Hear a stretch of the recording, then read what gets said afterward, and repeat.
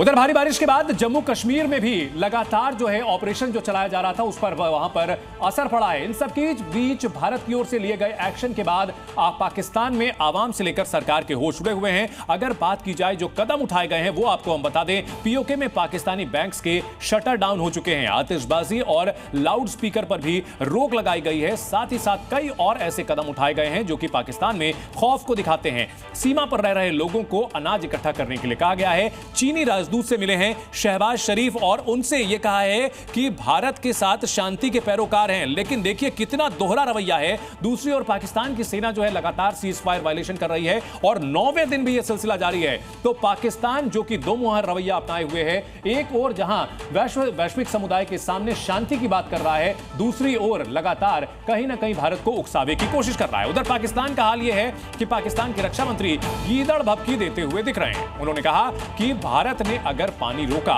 तो हमला करेंगे। उन्होंने यह भी कहा कि पानी रोकने वाले डैम को उड़ा दिया जाएगा। पाकिस्तानी मीडिया के सामने ख्वाजा आसिफ ने अपना सीना ठोकते हुए यह दावा किया है कि जो पाकिस्तानी सेना है वो ऐसे किसी भी डैम को उड़ा देगी। अगर कोई इस किस्म का स्ट्रक्चर बनाने की कोशिश करेंगे, we will strike that structure.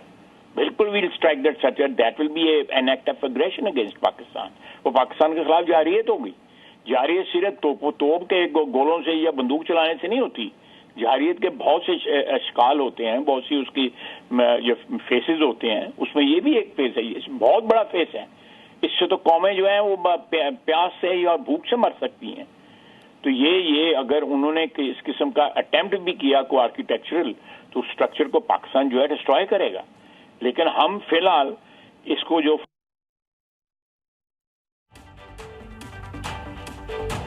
तो देखिए पाकिस्तानी रक्षा मंत्री की ओर से गीदड़ भभकी दी जा रही है, वहीं पीओके में कर्फ्यू जैसे हालात पैदा हो गए हैं। पीओके में आतिशबाजी, लाउड स्पीकर के इस्तेमाल पर रोक लगाई गई है। सीमा पर रहने वाले लोगों से घरों में सामान इकट्ठा करने को कहा गया है।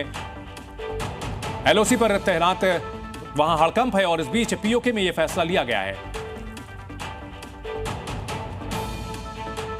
पाकिस्तानी बैंक का शटर डाउन हो चुका है, पीओके में हड़कंप है और वहां कर्फ्यू जैसे हालात बने हुए हैं।